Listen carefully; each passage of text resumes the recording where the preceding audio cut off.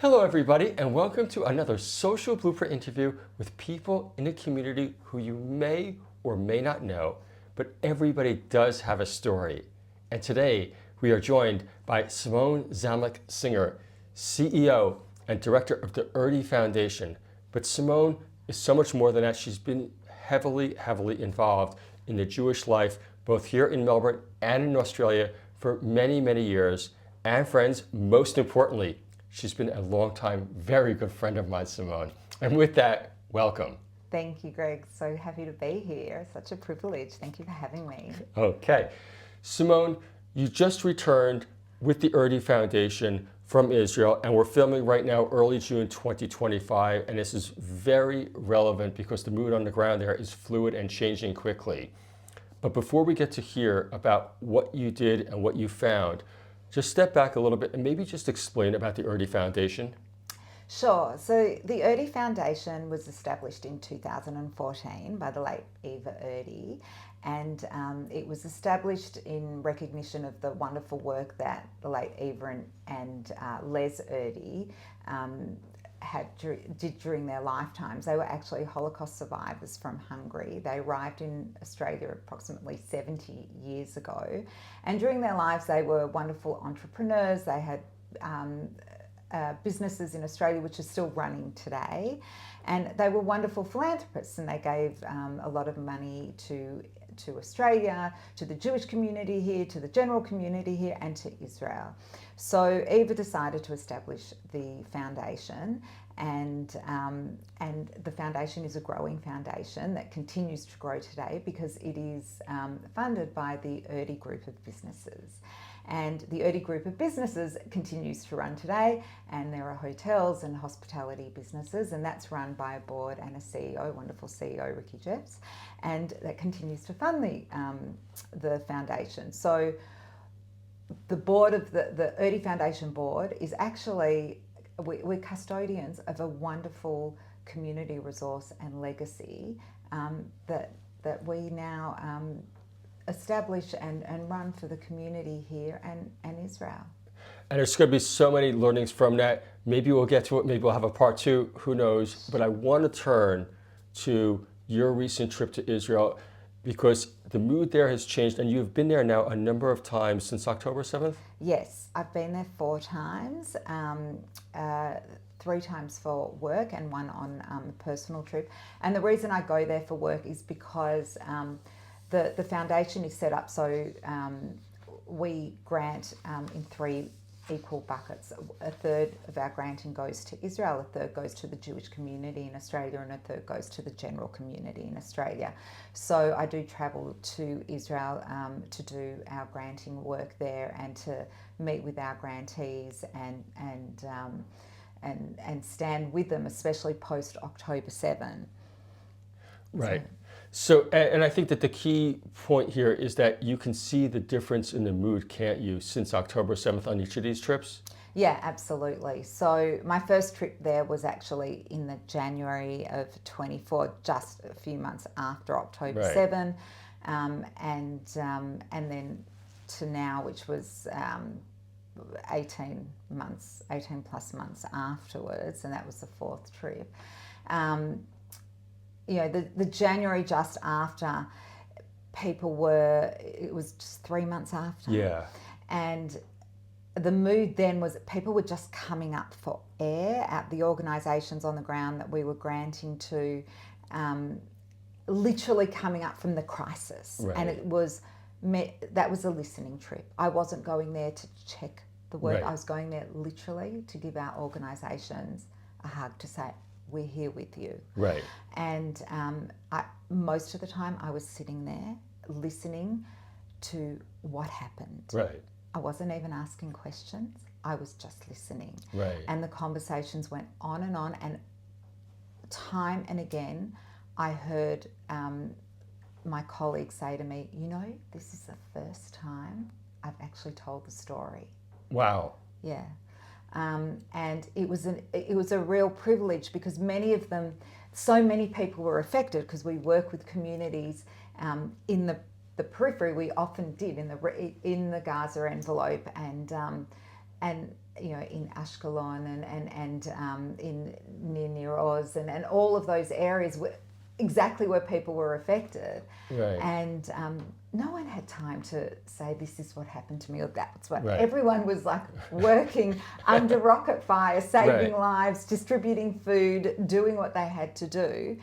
And in that period, January, things started calming down from complete chaos. Right. And it was one of the first opportunities to start telling their stories. And they say, you know what, this is the first time we've shared.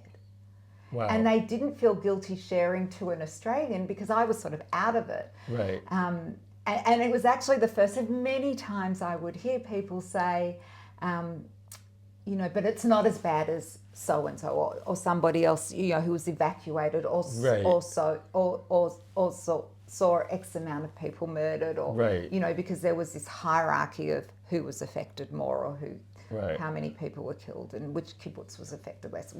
Which is always a dangerous spot. A very terrible hierarchy of Yeah. death and destruction.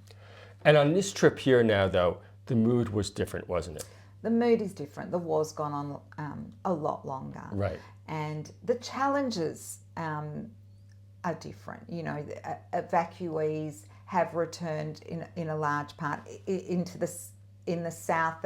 They've returned to temporary accommodation or to their kibbutzim, but in every situation it's very different. Who is going to return? Who's not? In every kibbutz it's different. You can't make generalizations. Right. The demographics are different. In some kibbutzim, it's the older generation, the founders will return, and the younger students will return, but those with children are less reluctant to return, so there will be a renewal Right. there. The north is facing a much bigger challenge because they've been evacuated for a lot longer. Right. And they're only starting to return from March 1. They were starting to return, but it's still the middle of the school year. So they have a whole lot of challenges. The facilities aren't open yet. For a lot of the population of the north, it became a relocation care of the war because they moved into the centre of the country Right. and realised, hey, living in the regions is actually quite hard. In the centre, there's a lot of facilities, medical facilities, Right. tutors available, all sorts of things, and maybe we should just stay here. So there's a whole lot of other challenges there. So that they are issues. And then there were things that I discovered now that came out differently. So Right. the old challenges are still there that everybody's heard about many times Sure. from different people have returned, but then there were new ones that were popping up now that seem to have come back.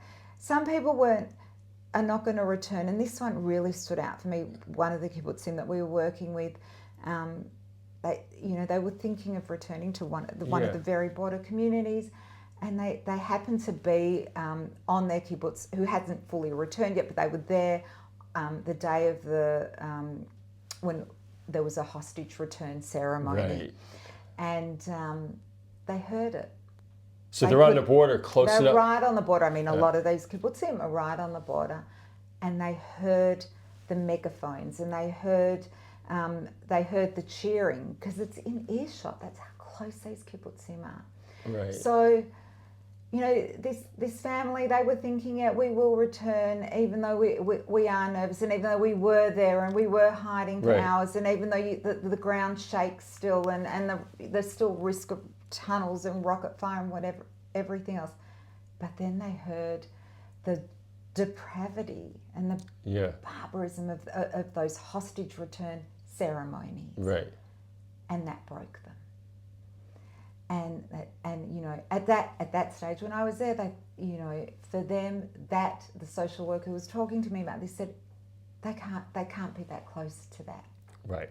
This is the human element. This is the human element and the complexity of what will cause one family to say, I can return or I can't return. Right. And that's something that evolves over time. So that was one thing. Another thing is the issue with the reservists and the longevity of this war. As we know, 300,000 reservists were called up at the beginning. We're now in a situation where a lot of reservists have been doing 200, 300, 400, some 500 days of service. Right. What does that mean? How does that really land now?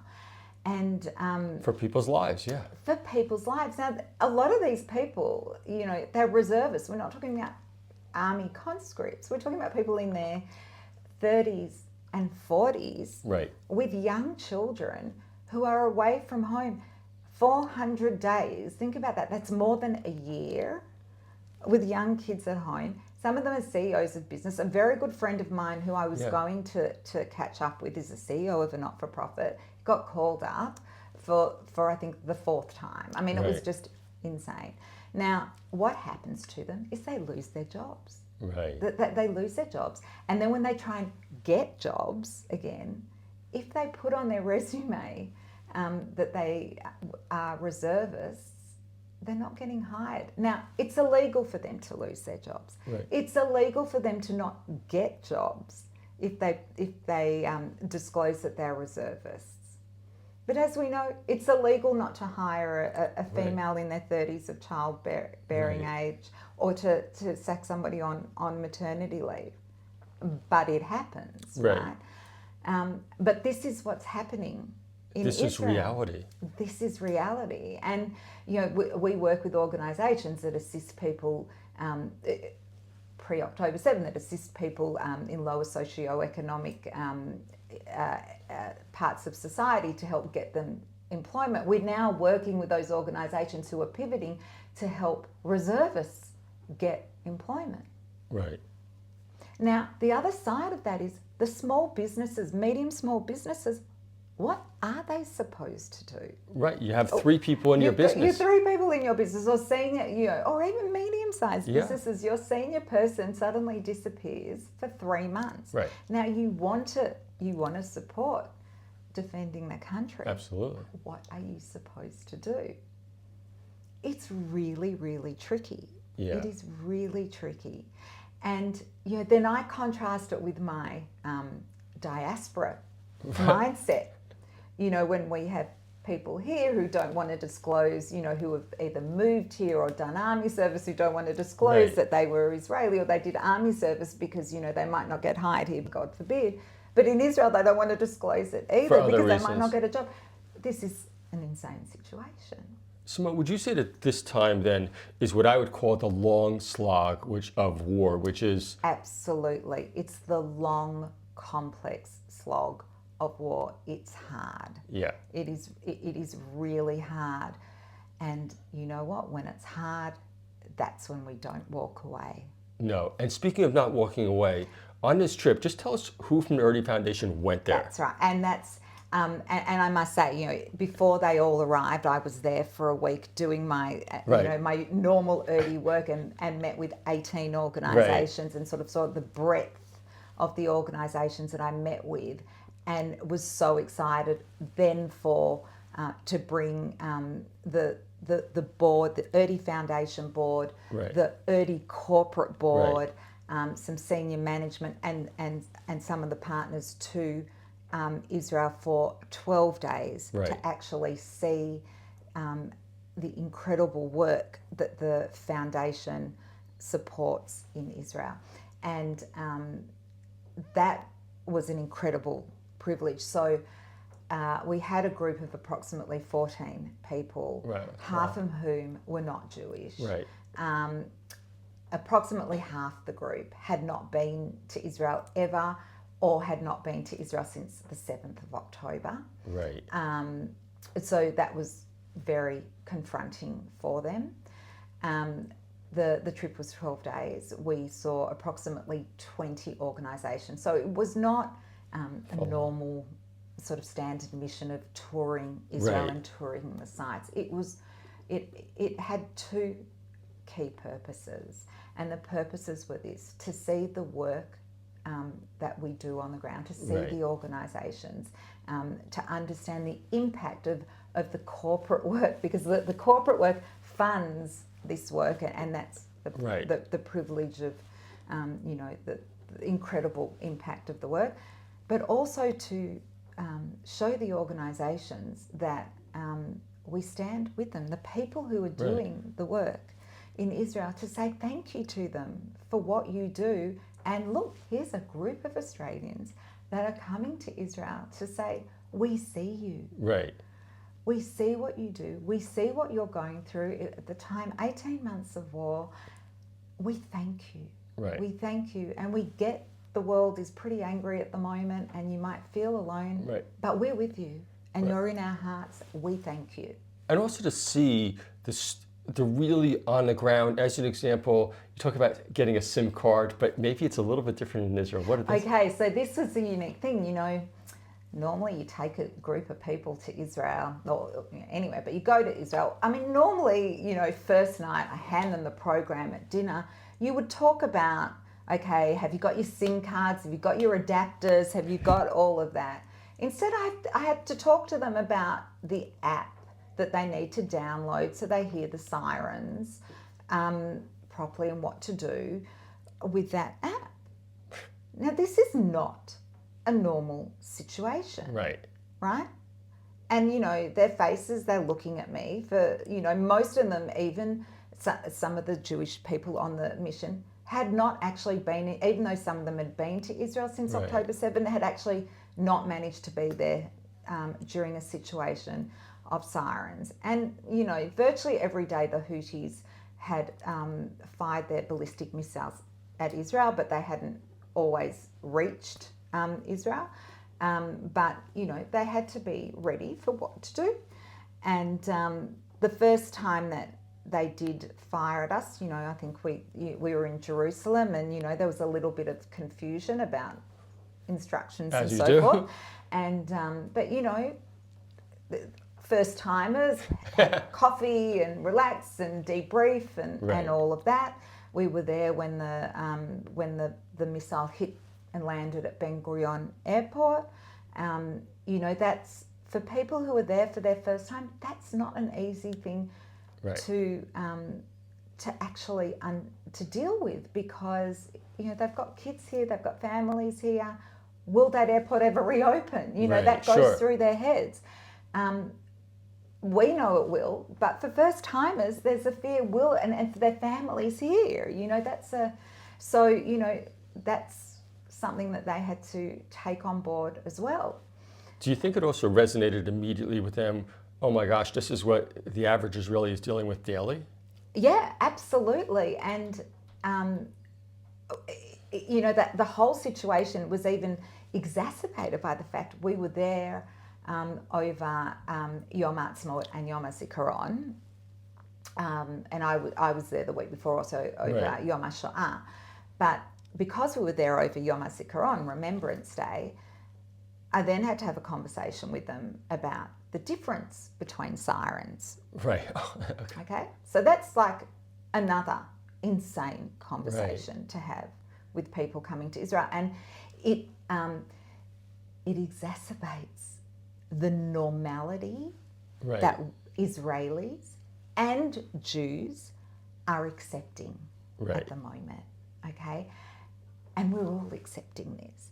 When you're sitting on the bus and telling them, okay, let me tell you the difference between sirens. Right. And, you know, I sort of framed it from, I took explanations from Yonit Levy from her right. podcast, Two Jews in the News, and said, okay, so you'll hear the siren for Yom HaZikaron. There'll be one at 8 right. o'clock in the evening and one at 11 o'clock in the morning, a 2-minute one.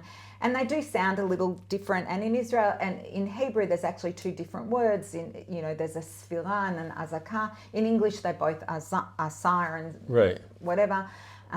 They sound slightly different if you're an expert on them, but don't worry about right. whatever. you know, but you don't need to run for this one. You know, one commemorates, you know, recognises those who tried to kill us 80 years ago, who killed our soldiers and victims of terrors, and then the sirens from the Houthis, you know, right. the ballistic missiles of those who are still trying to kill us now. So, you know, that's a crazy conversation to have.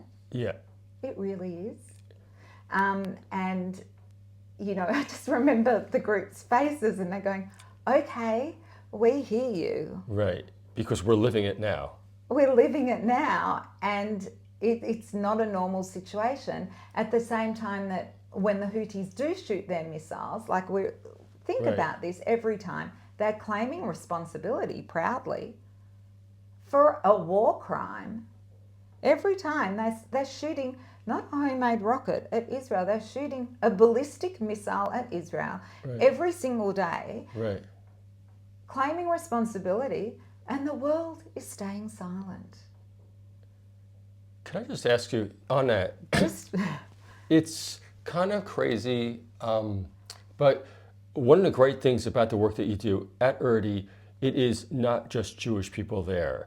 Do you feel that that is so important to, from an advocacy point of view, how do we engage? We sometimes get caught in the echo chamber and say, can you believe this just happened? But it really doesn't solve anything, does it? when we're in our own echo chamber. Yes. Well, it makes us feel good in the moment, but maybe there's not the effectiveness level. And one thing I noticed about you is that you're very effective. Yeah, I mean, there's a whole discussion around I know. our own echo chamber, but I think it was very. I'm very proud of taking the group to Israel, but I want to be clear that what we showed them in Israel was not a rose-coloured glasses view of Israel. You did not meet with any politicians, did you? We didn't meet with any politicians. We don't work in the advocacy space in Israel. We work with the people of Israel. We always have. We work in the areas of mental health, of strengthening the communities in the regions, of social cohesion and shared society. So that's where Jews and Bedouins work together, Jews and Druze work together, and so forth. The mental well-being of former soldiers and so forth. Vulnerable communities, working with the Ethiopians, working in the Negev, working in all different areas where it's difficult, working in the centre, strengthening the centre of orthodoxy that's inclusive and so forth. We work in hard spaces in Israel. So we see the best and we see the worst of Israeli society, right? So we will do the hard work, and that's what they saw. And you do. And talking about social cohesion and diversity, tell us, we've heard the story offline about the Nova Festival, the Druze and Bedouin people, and a specific situation. Can you just talk to us about that? Yeah, so we took the group obviously to the Nova site, and we did hear a story of survival and as a result of a Bedouin who Yunus, who saved Shalev and his group of Jewish friends who ran 5 miles barefoot from the Nova Festival. This is a story that really, it's straight out of the Holocaust. We sat there at the Nova site under a tree, and Shalev, recounted the story, minute by minute, detail by detail, how he turned up at the farm and this big tall Bedouin, Yunus, greeted him there, and they both said to each other, "What are you doing here? What are you doing here?" Everyone's scared, it's absolute chaos on the morning of October 7, and they realised neither of them were a terrorist. They both looked at each other and the way they tell the story is pretty hilarious, actually. And Yunus took all 7 of them in, and there were also more Thai workers there as well. But he fed the group. They could charge their phones. They told all their families they were safe. And then some of the Thai workers saw motorcycles come a few hours later and alerted them. So they all hid under the house. Literally, it's like that much room, and they lay under the house. And Shalev showed us some photos of that. And Yunus went to the Hamas terrorists and spoke to them in Arabic, and they were really questioning him about, have you got naked Jews here? Like really, and he was scared that they had seen them run because some of them did strip off their clothes. It was hot and they were running. And, he said, no, I'm a Muslim like you, and, basically begged for his safety. Now, there were plenty of Bedouin who tried to save Jews that day using exactly the same, who just got slaughtered the same way, who got taken hostages. There were, plenty of heroes that day from the Bedouin community. Yunus managed to convince them that he didn't have a key to open the gate, that he didn't have any Jews there. The Jews still kept hiding for a long time because even though Yunus came there, they were scared that he had a gun to his head and that he was forced to whatever. But in the end, they were saved thanks to him. I mean, he's a modern righteous Gentile, so to speak. So, and they tell their story together at every opportunity because it is the story of togetherness.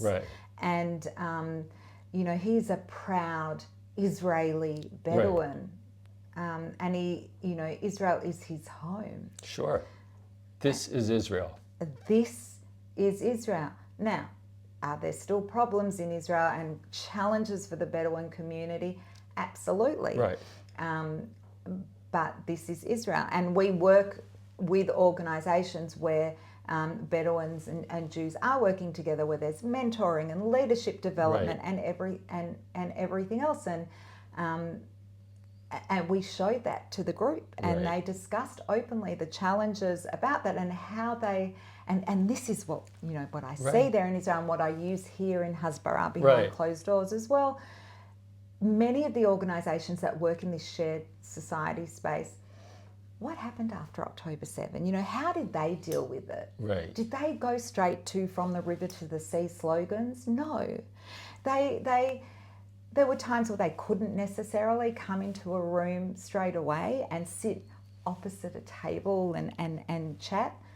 But then after a few months, some of them got external facilitators in, and they said, how do we work together? How do we continue to do our shared work together? Because we know we need to live and work together in this country. And they found ways and languages to do it. And they live and breathe the conflict on the ground.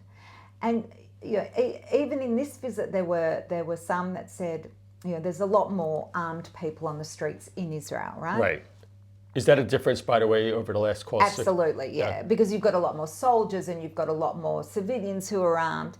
And by the way, I mean, they have neutralised a lot of terrorists on the street. So, that has happened. But it's also, that's a very scary thing for an Arab or a Bedouin or a Druze person in Israel. They are scared, right? And so in these conversations, one of that they recounted to me, they had to, in their facilitated conversations, said to me that the Jewish person said, I had to be able to say, and they're sitting opposite each other, I had to be able to say, I look at an armed person on the street, I feel safe. And the Bedouin said, I look at an armed person and I feel scared. What if I get mistaken as a terrorist? But they were able to have that conversation and hear each other and then move forward. Right? But that's around being able to have those important conversations, and they continue to work together and do incredible work in leadership development for their communities together, even though they have, hostages, families, so forth, affected. It's complicated.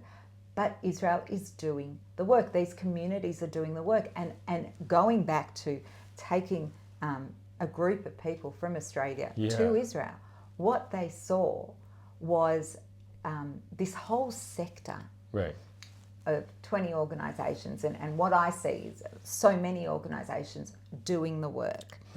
And the one-to-one, the two-to-one, whatever it is. And then when you say, okay, you see the war really, it's harder and it's harder for Yeah. people and so forth. When I look at the macro view, yes, it's harder, but I actually came away optimistic. Why? Because, and I reflected on this sort of after I left, that it's harder on the micro view, but on the macro view, these organisations together are embodying what makes Israel as a Right. community resilient. And whilst I don't like plugging books in particular, Dan Senor and Saul Singer's book, Yeah. The Genius of Israel, got it right. It Right. was published just before October 7, or written just before October 7, but it is completely right about the blueprint for Israel's survival is its the community, and Right. And its sense of purpose around it. That is what held Israel together in the immediate aftermath of Israel. Right. That is what is holding Israel together right now. So regardless of what anyone or what we might think of what the government's doing Right. at the moment, all of these not-for-profits and communal organisations, the sense of it's not just about the individual, Right. but about the people and how we help each other within Israel is so strong. And that's what's keeping the reservists together when they go in for service. It's what's keeping the organisations. How can we help each other? How they collaborate with each other. The collaboration between different organisations and Yes. spheres, which is something we're also funding, is phenomenal. The doers there are incredible. And that also comes back to what's happening with the Right. diaspora relationship. I was just going to ask. You want to go to that is when they see Australians come, Right. and Jewish Australians, and come during war and willing to run to shelters. Right. It's like, there's been this whole rediscovery, post-October Right. 7 of a global Jewish peoplehood, Yeah. which we as Australians knew was there. But it's now, reinvigorated. And do you think that the Israelis also Israelis recognize? now understand they're part of the whole global Right. Jewish peoplehood. I mean, obviously a lot knew it, but now it's like really, really strong, and they're Right. really appreciating the love of that, the amount of times we were thanked. And not just by grantees. Like you can say, okay, well, they were thanking us for Right. money. I have They to pause weren't- it for a second. And people know Israelis can be a little abrupt at times. Yeah. So they weren't there to pitch to us. I want to be very clear. No one was there to pitch us. Grants were given, Right. whatever. This was not pitching. But the gratitude they were showing was, we are so grateful that you have shown up, Right. that you are here despite the wars, despite the fires, at this difficult time on Yom HaZikaron. Like, what are you doing here? Why would you leave Right. Australia to come here? We got that from grantees. We got that from taxi drivers. We got that in restaurants. We got that in shops. We got that at Yad Vashem. We got Right. that everywhere we went. Thank you for being here. And that's, that global Jewish Togetherness. peoplehood, togetherness, that community, that is our resilience. Right. That is how we get through this. Amazing. Yeah. I'm curious, you've been back now for what, 2 or 3 weeks? Yeah. What has been the reaction from the people that went with you? Has anyone said anything to you, or just because sometimes you have a different view when you settle back in? Yeah. It's so the people who went with us. So it's interesting because we did do a debrief. So those who were there for their first time, I mean, they were amazing. Our first timers were, they were so amazing because they Right. went there with so much empathy, curiosity, and a willingness to learn. And it wasn't easy for them, right? Right. Like we have to remember that we've grown up with thousands of years of Right. our story, and they haven't. And they were thrown in again and again and again you couldn't escape October 7 and the war. It's everywhere in Israel, right?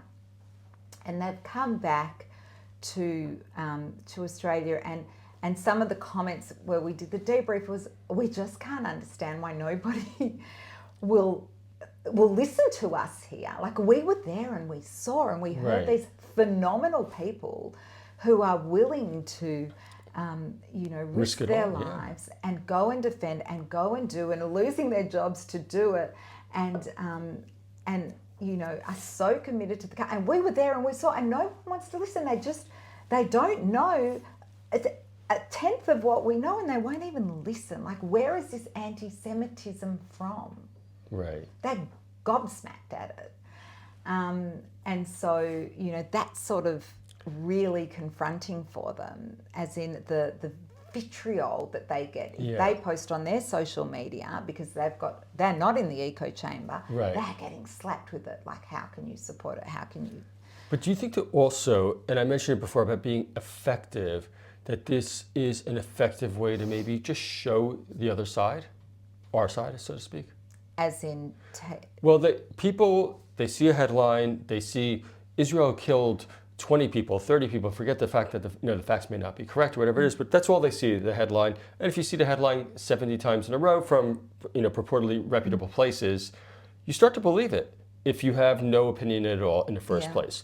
But do you feel like it's effective, or has been, by just showing them what actually is happening on the ground? Yeah, look, I think going to Israel is effective for Jews and non-Jews, to be honest. And I put Jews in there as well, because, we obviously, everybody's reading the headlines, and it's very complex.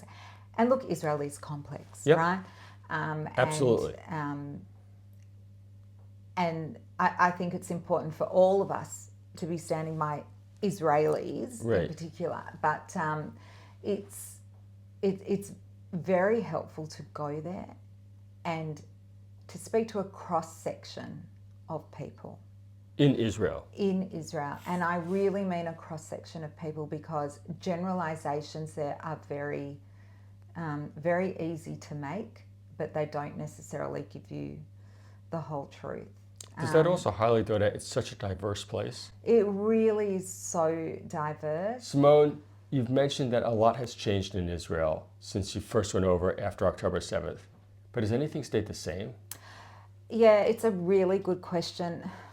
One of the hardest things stayed the same. And I've got to say, look, a lot of the challenges, and I've mentioned this throughout the interview, that were there at the beginning, they haven't gone away. We just haven't spoken about them, because we'd be here from today till tomorrow, right? But one of the most painful things that really hasn't gone away is apparent the minute you land. And it's apparent from here, as everybody's been working on it from here, is the hostages. Right. The minute you land in Israel and you scan your passport, the online scanner, there's a photo of one of the hostages there. Really? You walk down the ramp and there are posters of the hostages. Less than there were the first time I was there at 3 months. The photos of hostages everywhere. On the roads, the hostages are there. Photos of them everywhere. Big yellow ribbons, the ribbons that we see everywhere, are on buildings. The number of days are on the buildings in Tel Aviv. It is absolutely everywhere. And, every time I've landed, it's like, I was hoping last time was the last time I would see it. And it doesn't change. And I stay not far from Hostages Square, Kikar Hatufim in Tel Aviv, and every time, obviously, I go there. The first time I went there, there's a clock there that has the days and the seconds that the hostages are held there. First time I was there, it was 91 days, and that felt like gut-wrenching, right? 91 days. How are they being held? And at that time, we weren't sure who was alive, how was they alive, how were they being held. Some had been released, but we didn't really know the condition of a lot of them. And the last time I was there, it was 581 days. I mean, that is a number that is too difficult to actually process. That's crazy. Now, the conversations that I had, and people, again, Israel's diverse and so forth, but the conversations I had across with family, with friends, with every organisation, the issue of the hostages comes into every conversation. You know, everything generally ends with, you know, may the hostages be returned. Right. It's there in everybody's heart. So yes, restaurants are full, and yes, people are getting on with lives, Right, and yes, sure. concerts are going on. But the hostages come up everywhere. It's nobody's heart is complete. We're not feeling complete happiness whilst we know people are rotting in tunnels underground there. And I think that is something that is it hasn't changed. It's just getting even harder Right. as we know more about the conditions that the hostages are being held in, as more have come out and have told us. Like, we can't deny, Right. we can't pretend The that maybe eyewitness they're accounts. in better conditions than what we would hope, right? And that's getting harder, and that goes to Israel's soul. Right. And when we talk about Israel's shared purpose and community and everything else, and global Jewish peoplehood and Right. so forth, this all goes, what holds Israel together, what holds global Jewish peoplehood together, is all around our soul and the rescue and the release of the hostages. And that is something that is really, really important. And on my last day, you know, I went to Hostages Square Sure. again. Multiple times I'd been there on this visit, but I went there and, you know, went and bought updated pins and updated hostages necklace, and bought stuff for my kids, because they always want, you know, the pins weren't made to last for 600 days, Right. and the t-shirts weren't made to last that many washes, you know. Yeah. They and the dog tags that we all started wearing, they all started falling to pieces because no one thought we'd need them for this long. And I said to the lady as I was buying everything, I said, you know, I used to come to Israel on my trips and on my visits, and I used to bring home fun t-shirts for my kids, and fun books for my kids, and things from Israel, you know, whatever Yeah. they wanted, normal stuff. Sure. And now I come here every time to Hostages Square and bring them the latest hostages pin, because they want to be able to advocate and stand up for the hostages back home in Australia. And we looked at each other and almost in sync said, and may this be the last time that I have to do this. And that's, you know, and we both had tears in our eyes, Yeah. right? And that, you know, that hasn't changed. Simone, we can go on here for hours, and we may have to do another part with you sooner than later. But in closing, I really just want to say, now, as you said, you know, you've been back here for 3 weeks, maybe just a minute or so. What can the average Australian take away from maybe your learnings?